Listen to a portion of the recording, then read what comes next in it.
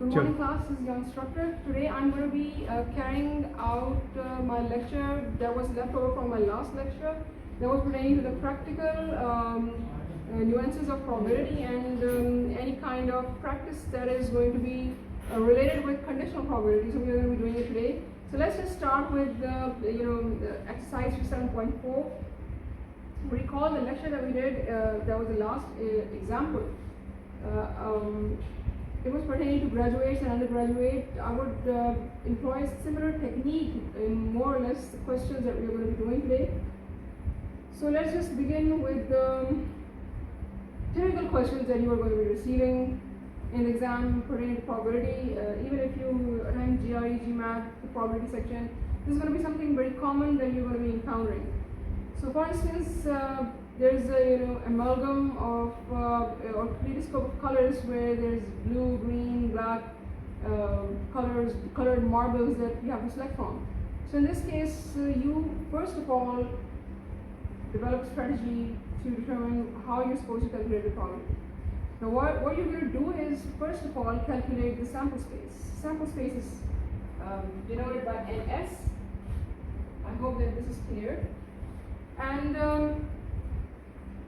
they're asking you, okay, let's just attempt from the first question, which is all encompassing as far as colorful things and random selection is concerned, and it also tests the concept of combination, leaving out permutation. That was in the previous section. I've just left that out for now.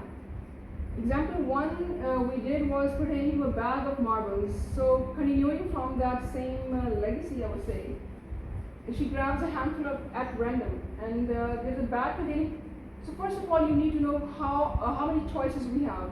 And in this case, we have, as you can see, 4 red marbles, 3 green ones, 2 white, and 1 purple. So it is pertinent for you to add those up, so you can find out what is the base or the pool.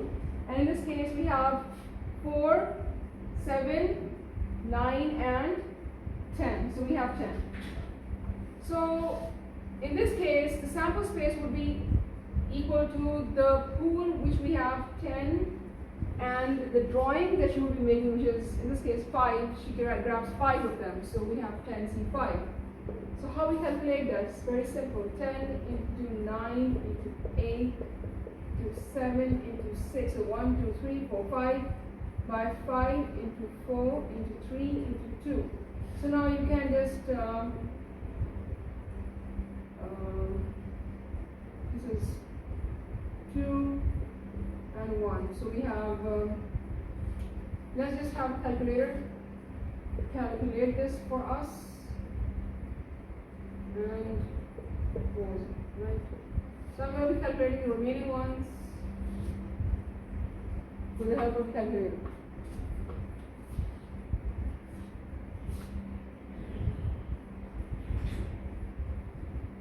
So in this case we have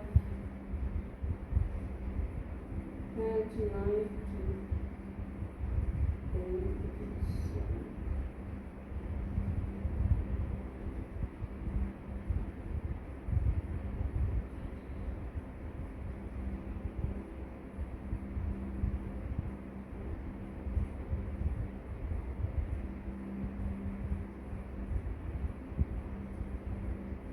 So we have 252. Okay, you can just simply divide them all up. Next, they're saying she has all the red ones. Okay. Now, in a situation, we are first of all going to be calculating event A. So I'm going to be writing character A instead of the small one. We have 4 red marbles, and she has all the red ones. And how many drawings do we have? We have 5. So 4 and then 4, because we have 4 marbles. And then again, since the remaining is the drawings that we have, which was 6, remaining 10 minus 4 is 6 and 1. So how much do we have? 4, so 4 is going to be 1, because you naturally calculate through common factorials, and this is going to be, that is what we are actually straining from the main equation, 6. The total probability of event A in this case is going to be 6 by 252, because that is your sample space. Okay? Next part is that she has none of the red ones. So for this, as you can see, if I subtract from, for the event B, if she has none of the red ones, then obviously she just has the drawings, 5 drawings from the remaining pool of 10 minus 4 by 5 drawings. So that is going to be 6C5. And going by the same rule, we can just expand it to 2, and then we have 5, 4, 3, 2, and then the answer would again be similar to 6, and the probability for B would be in this case 6 by 252. Very simple. Then the third part is she has at least one green. So I'll have to rub this.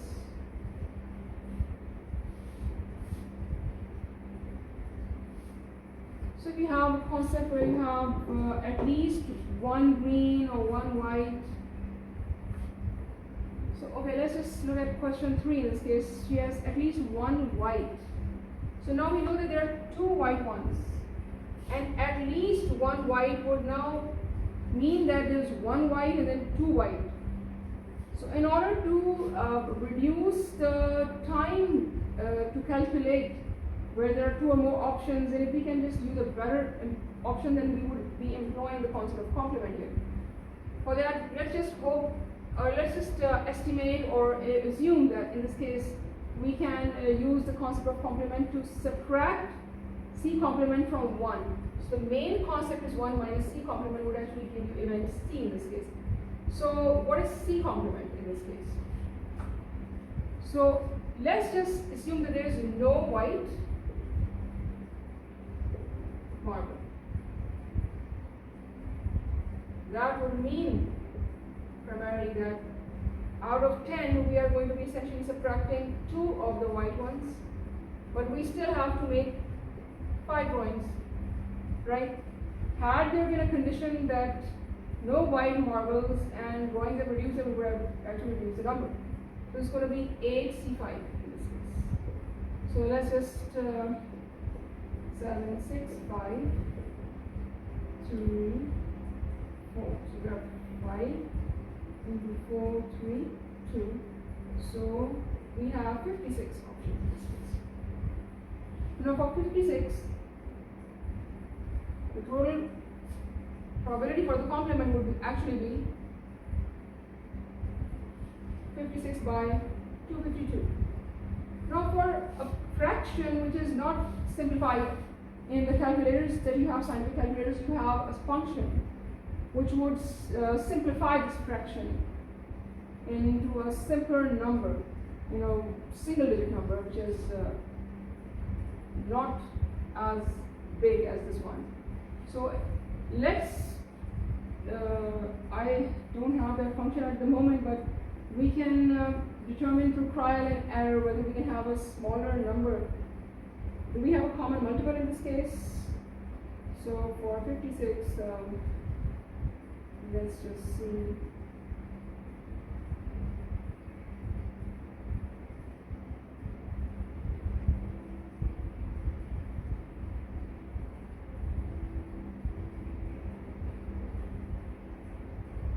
Okay, yes, I was pretty lucky in this case that I just divided by 2, it just got 28. So 28 is the common multiple in this case, so I get 2 by 9.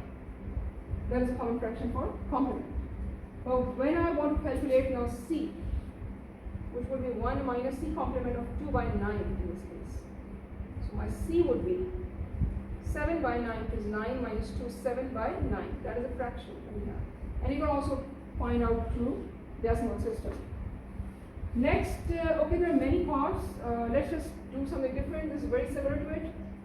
She has 2 red ones and each of the other colors. That's a very common, similar technique already employed in previous examples of this section also, where they would multiply these options because each of the other colors is just one combination. Had it been either or then we would have added them up.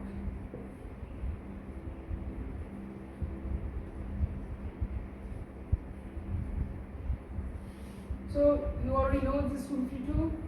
I'm going to be rubbing this off for clarity's sake. Sample space is 252. You already know that. I'm going to write that down, which is 252. Now, two red ones means, let's just, this is the event D, would be two red ones out of 4. That means eventually one of every other color, and should be 5 all in all, because she has grabbed 5 of them. 3 green ones, so we have 3C1, because one of every other color. So 2 white ones, so we have 2 to 1, and 1 purple, so that would be 1 to 1. So now, again, very simple. That will be 4 into 3 by 2 is 6.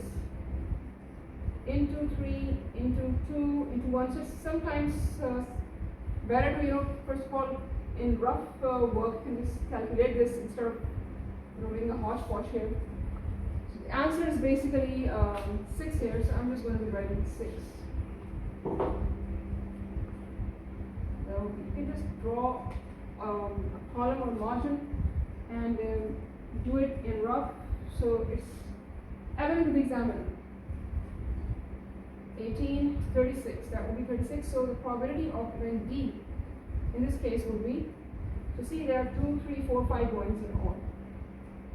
Why 2? Right? This one is again the same. Each of the 2 other colors, then we simply reverse the situation. Where green ones has 2, and this is going to be in 1 of every other color. So she had, okay, look at this. This says she has at most 1 green one. Now what does that mean? It means that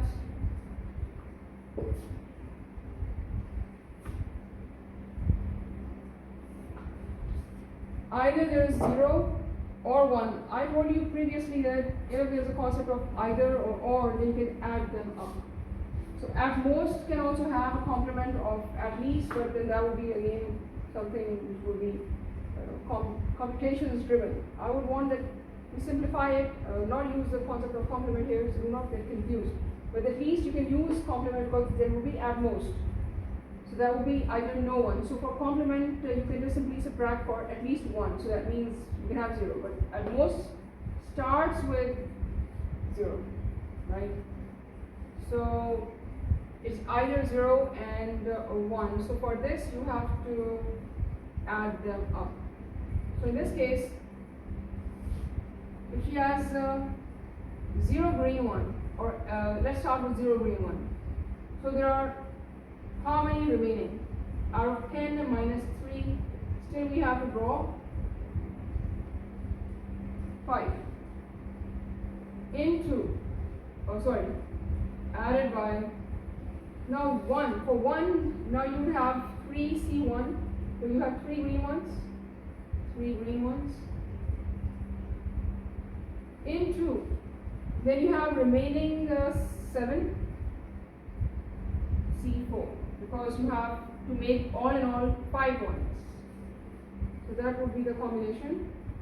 Let's just solve this. 7 into 5 into 4 into 3 into 2, 5, 4, 3, 2, 5, yes. So you can have this, 7 into 6. 7 into 6 into 5 into 4, 3, 2, 1. So we have 3, 4, 5. Yes, 3, 4, 5. No 2. So that would be 5, 4, 3, and 2, and 3.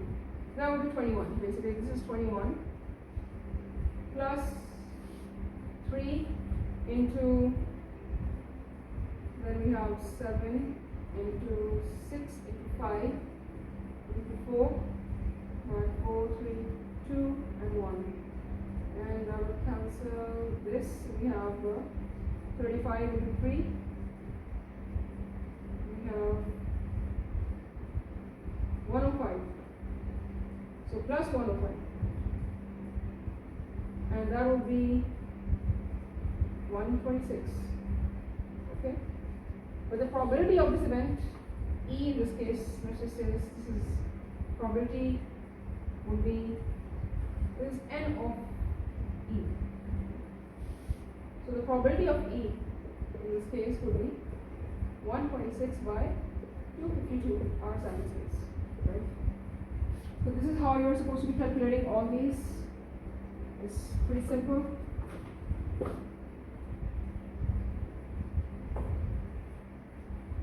It's just a common technique where you just have to understand the difference between at most, at least, when to employ the concept of complement to derive a simpler value. Now let's just look at something different. I'm going to be maximizing this so that I can scan through the questions. Okay. This is more advanced. Let's just check something advanced. Okay. This is another similar technique where we have already studied that in example 2. And dogs of the Dow, so we already know is Dow is searching for you. Dow exchange. Okay. So you would know the concept of the question. Now this is Dow Jones Industrial Average. So we have the New York Stock Exchange is NASDAQ, and we have the Dow Jones as the industrial average. The Dow is a stock market index that measures the stock performance of 30 large companies, okay? So it's basically an index. Dow Jones Industrial Average Index. In New York Stock Exchange is one of the exchanges. We have NASDAQ as well. So I'll just, okay. So now you know that Dow is basically just one of the stock exchange indices, and over here it says the dividend yield. So we have price and we have yield where they are giving us dividends. We all know what are dividends. They're primarily something that you get out of investments in the stocks. So we have top 10 stocks here. So guys, 1, 2, 3, 4, 5, 6, 7, 8, 9, 10. Just affirm the numbers. They have been given to you in the question. So we have over here the number is 10 and there are 10 stocks.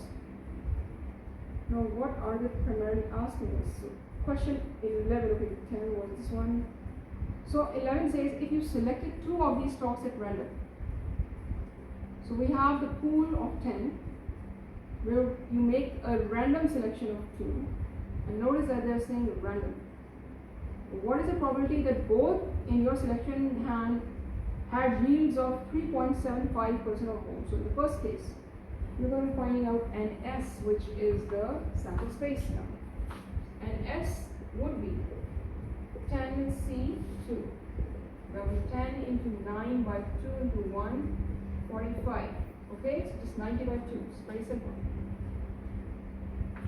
What is the probability that both had yields of 3.75% or more? So now, as you can see, top 3 ones have a yield of 3.75% or more. Both the stocks would be, in this case, event A is 3 stocks, out of which 2 drawings we are making into 2. So by 2 into 1. So we have 3. Okay, guys? That is 3. But the probability in this case would be, so probability of A would be 3 by 45.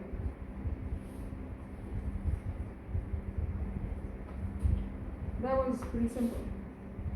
Now, if I look at,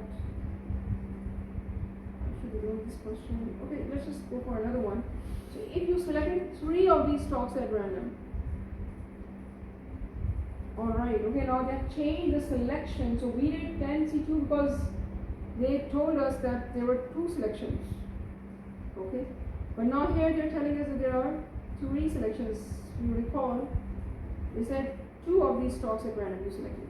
But in this question they're saying 3 of these stocks at random. So what is the probability that all 3 in your selection had yields of 3.75% or more? So if all 3 are there, you're just going to be, event B would be 3C3. So it'll be 1. The probability in this case would be, probability of B would be 1 by 4. No, sorry, that would be, we have to calculate the new sample space in this case, which would be, I want to minimize this, yeah.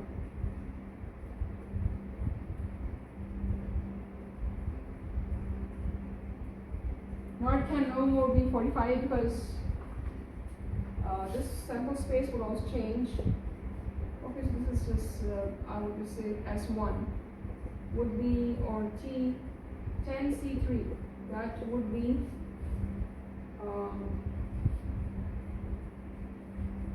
as you can see it says 10 into 9 into 8, 3 into 2, so we have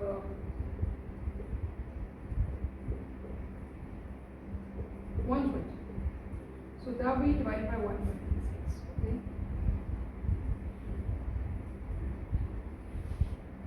Alright guys, let's do one of the advanced ones.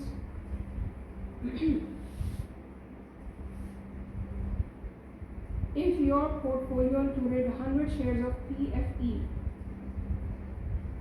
and you then purchased 100 shares each of any 2 companies on the list at random.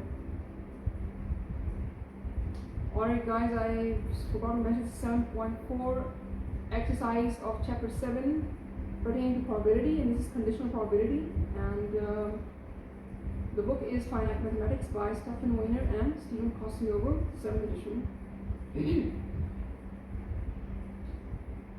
Now this concepts, according to this concept, your portfolio included 100 shares of PFE.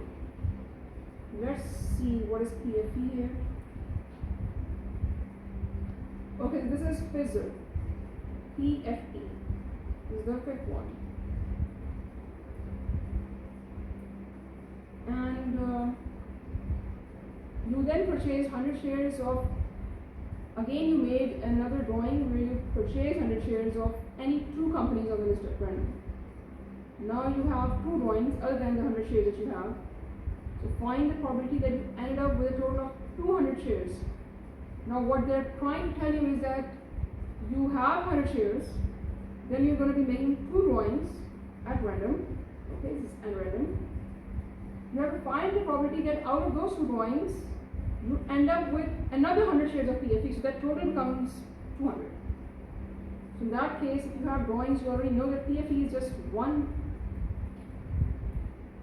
of the 10 shares that we have. So the probability of event C, for C, that is, you have 1 share, so 1 time you can actually draw it out of the 10 ones, and the base remaining is 9, which is 10 minus 1, and out of that you can only draw 1 time. This is 9.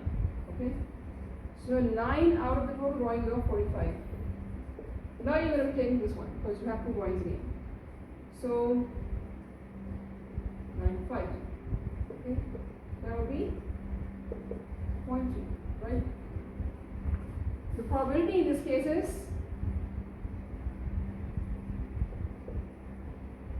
0.2. And NC was 9.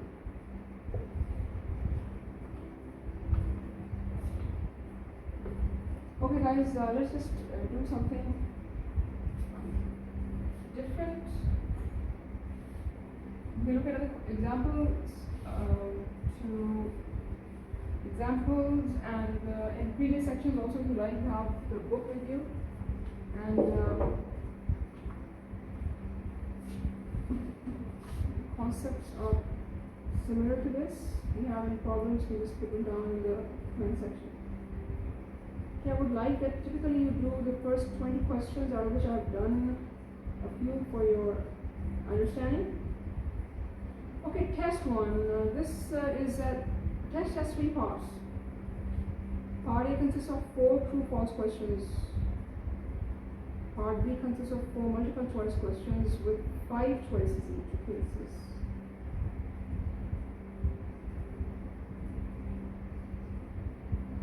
Okay guys, now the problem with test questions is that now you have actually the concept of power attached to these.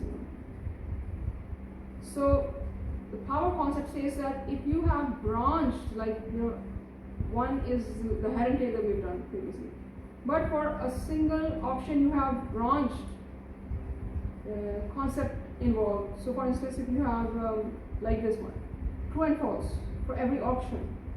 So you have like by option I mean questions. So for question 1 there would be the answer which would have a true and false. So similarly we have 4 part A consists of 4 true and false questions. So now in this case we have 4 questions, and we have the as we can say choices, or the options for those questions are 2. Either it's true or it's false. So in this case we have one question. Question 1, for instance, this would have true and false. Then again question 2, true and false. 3, true and false. Question 4, we have true and false. So now we have 2 options per question. So this 2 with 4 times the power for every question we have. Okay. And then part B consists of, so what they are asking us is the probability that you earn 100% on the test. Since we have to complete the test, we're taking it in one go. And we have another part, this is just part A. So we're going to be multiplying all parts, part B. And this part C requires you to match 6 questions. So we have part C. So we're going to be multiplying all the options to find out the total value of the probability in this case. So we have 4 multiple choice questions with 5 choices. So we have again 4 questions with, now instead of 2 choices, if we have 5 choices. And again 4 questions. And they're asking you to leave it as a formula. So how are you supposed to derive a formula? So what you're going to do is, part B would be again on similar pattern that we have raised to power 4 with 5 questions, 5 options. Options like agree, strongly agree, disagree, or it could be some different options in the same pattern or manner that you get in GRE or GMAT. Assume that you make a random choice in filling out or filling out your answer sheet. What is the probability that you earn 100% on the test? So we have 6 different questions with 6 different answers. 6 questions requires you to match 6 questions with 6 different answers, 1 to 1. So guys, 6 questions for option C. So there will be 1, 2, 3, 4, 5, 6. And you have 6 options here, A, B, C, D, E. And you have to match those with each other. You get very, you get certain questions that are similar to this one in the comparative examinations. So in this case, this will be a factorial because you can have it 6 factorial times. It's just 6 factorial. This concept that if it's to be matched for 6 options, 6 different times. So you're matching it. Basically, you are exploring the 6 times matching. So this 1 will be matched with this, and then 2 will be matched with this, 3 will be matched, 4, 5, and 6. So this is when you get similar options styled question, you get a factorial in this case because you open it. as per the number of options that you have. So with options, you have 6 and 5, of course, you can just open it as many times. So you can either open it all or you can just leave it at that, but then in the formula would be, so f would be equal to actually, or the formula I just write it in form. So we need one answer. So the option that we are going to be selecting 3 parts, and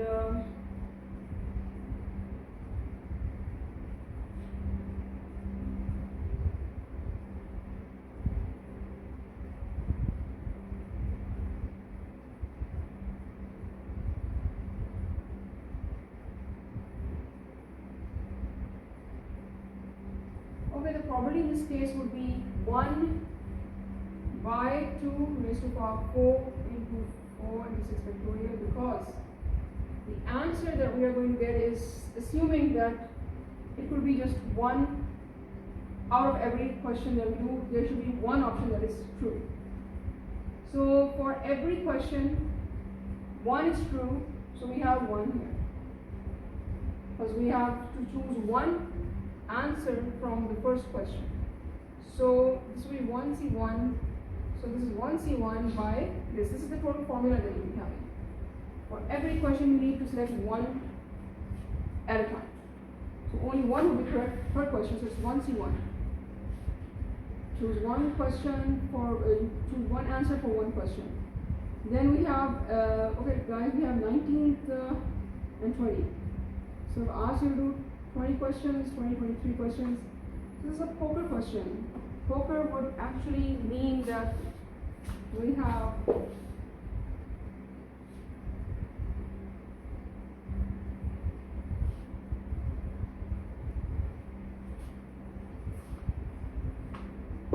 this is very similar to the example that we did, example 3, as they've already given you a hint here. Well, we know that there's in poker we have 5 cards at random from a selection of 52. So for this, our sample space would be 52C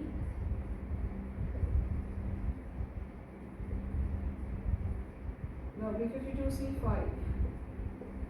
That would be 52, 51, 50, 49, and 48 by 5, 4, 3, 2, and 1. So I can just do it with the help of a calculator.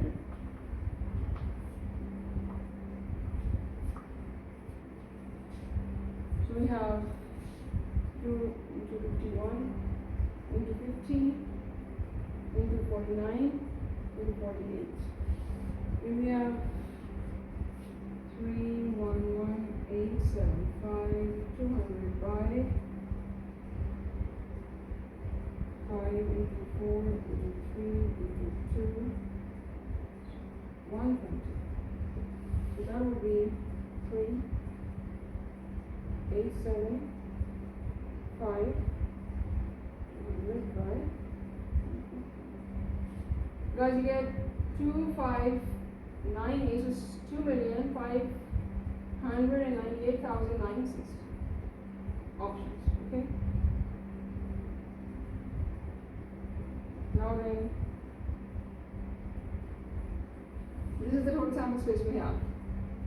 Now what are they asking us? They say express your answer as a decimal rounded to 4 decimal places unless otherwise stated. So 2 cards with the same denomination and 3 cards with other denominations. So we have, okay, so they have given us 2 cards of the same denominations and 3 cards of different denominations. So we already know that the denominations that we have are basically 13. And for 13 we have, the number of options that we have is 2 for the sweet or soup that we have. So for the first option of 13, we have 4 sweet or soup, 2 that are the same pair. Since we have to calculate this in one go, so I'm going to multiply this entire concept with, again, so we are left with 12 now out of the denominations of 13. And how many do we have to select? 3. because these are three different ones. Into of every suite or suit we have 1 of 2, 1 of 4, and 1 of j. So since they could be 4 j's, 4 diamonds, and 4 spades, so we have of all that we have. So we can have it 3 times. So now in this case, you can just simply add, multiply them. First of all, just calculate the V13 into 4 into 3 is 12. So there will be 6. Because this is 43 by 2, so 2 gets cancelled, but it's like this. So you get cancelled, so you get 6. Into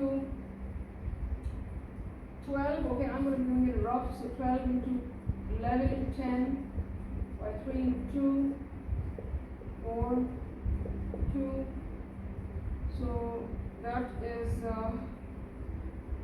220 actually, 22 is 220, and that is 30 into 6 would be 78, okay?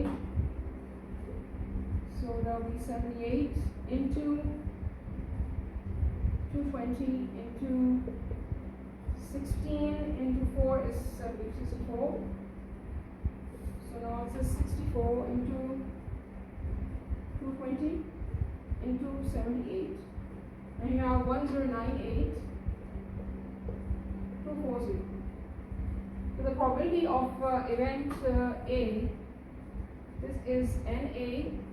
So the probability of event A in this case would be from here, so it's going to be 1098 240 by, we have a total sample space of 2,598,960. So you just simply solve this. I'll solve it for you. So it's by 2598 960, you get 0.42. You can just simply have another fraction through your calculator, just simplify the fractions. And I'm done here, guys. Thank you so much. I'll be seeing you next week. Thank you so much.